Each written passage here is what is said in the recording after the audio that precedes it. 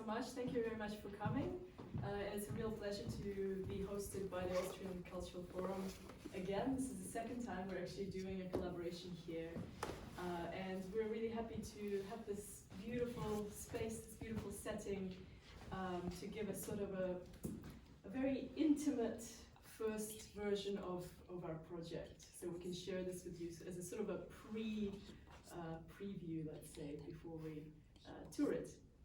So we thought what we would do at the start is have a little bit of a Q&A conversation with Karlheinz, just to introduce the concept, the thinking, the philosophy behind this creation. So Karlheinz, I'm going to ask you some questions, and of course you can also ask me questions. Yeah. And all of you are welcome to ask questions at the end, so please stick around. I believe we have refreshments that will be served. So Karlheinz, so the Goldberg variations, of course, this is such an important edifice, a sort of an architectural musical structure. And you've been fascinated with this piece for years, in fact, for many years, and you have analyzed it and really looked at it in great detail and discovered many amazing, strange and wonderful secrets in terms of the construction of this work. And then it inspired you to come up with this version. So can you tell us a little bit about how you first became fascinated with the Goldberg variations? Well, this started very early in the 80s when I was studying at the University of Music in Vienna. And I came across this piece from a point of as a composer, because I realized when I was looking at the score that it contains all music that has been composed in this time. So it creates a sort of cosmos of what's possible in composition in the middle of the 18th century. And for me it was a sort of vademecum that I was always carrying with me, the annotated score, which I was reading and playing whenever I wanted to do that. The interesting thing with the Goldberg variations, I guess you all know the piece, is it's a series of variations. And this is a sort of sujet which became very common in those times. And normally it was based on a melody, and then the composers made a lot of variations of the melody. Bach made it very differently. There is no melody, but there is a bass. And the bass is a harmonic progression. And it's in a very, very clear way structured. So we have 32 bars which are sort of broken together into parts of 16 bars. Each one is broken into 8 bars, and those 8 bars in 4 and 2.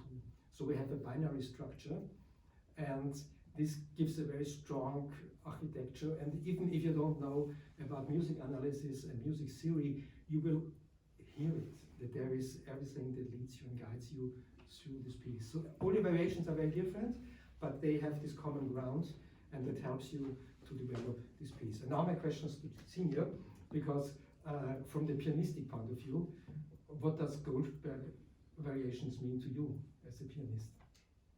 Well, some have referred to it as the most difficult keyboard piece ever composed. So it is a monumental undertaking for any keyboard player, and sort of a wonderful challenge and an amazing honor to be able to immerse oneself in this wonderful piece.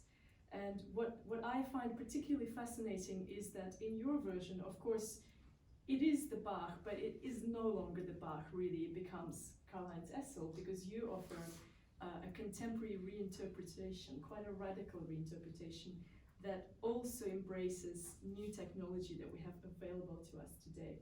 And I was really fascinated by your approach, because I felt how wonderful it is, and how very much in the tradition of Bach performance and scholarship that we have, of course, the art of transcription and a great history of transcription of Bach's works, and we have also instrument design change and evolution over the eras. And of course today some of us play Bach on this instrument, which is not what the keyboard works were intended for, but at the same time he also allowed for certain flexibility and for pieces to be played on different instruments and to be configured differently.